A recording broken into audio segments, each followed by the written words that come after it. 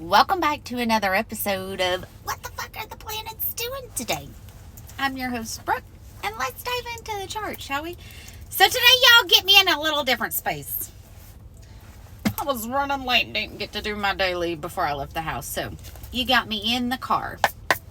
Now, the sun is at 24 degrees of Aries, and I want you to know Aries is now at 25 degrees, so the sun is literally in between Chiron and Aries, okay? So it could feel like I'm ready to fucking take on the world and fight. Literally, okay? And this really hurts deeply, all right? So I also want to note that the moon is in Scorpio.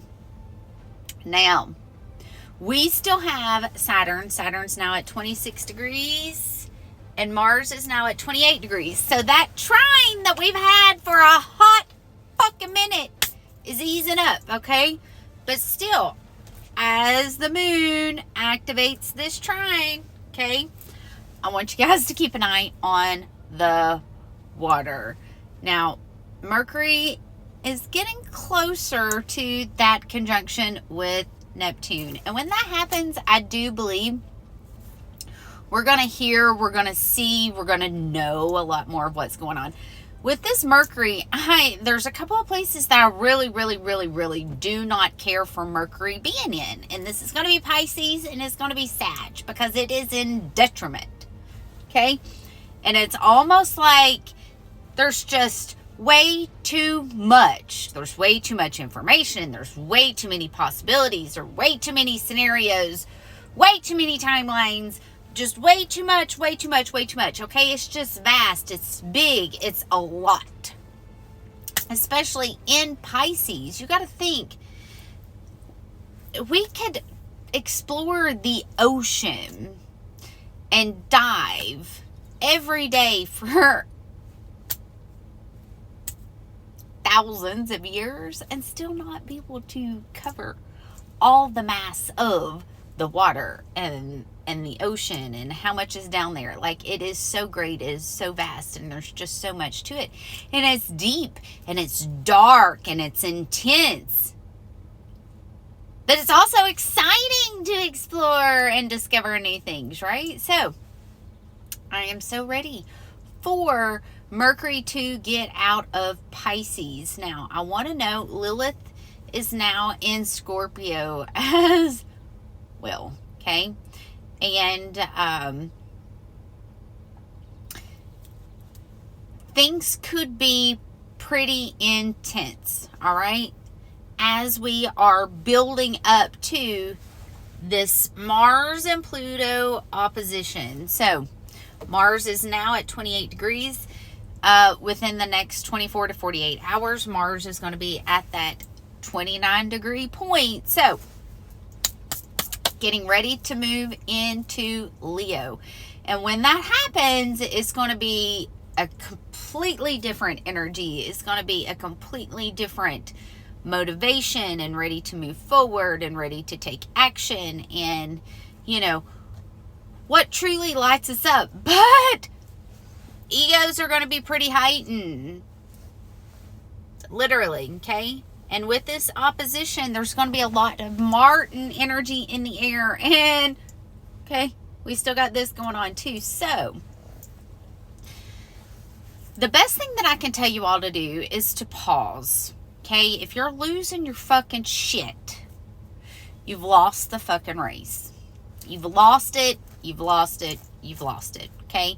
Pause before you go off. Pause before you attack. Make sure you got all the information. I promise you, there could be things that you can't see or you don't know. Okay? There could be things behind the curtain with all this energy in Pisces. Okay? Because Pisces is going to dilute it. You may think you got all the information, but you really ain't got all the information. Okay? So you want to pause and make sure, are you truly getting everything that you need? Mercury is still in that trine with Mars. So there's going to be a lot of communication. There's going to be fated things that are taking place because we still have Mercury conjunct the North Node. Now, as Venus is picking up speed, she's going to be meeting Saturn yet again, okay? And they're going to be having their conversation. Uranus is still in that trine with the South Node, okay? There's going to be a lot of things coming in unexpectedly, specifically with this trine, all right? I want to pull a card for today. Today, the energy feels deep. It feels intense. It feels a little dark. It feels like there's illusions. That's for sure, okay? Give me a card for today, please.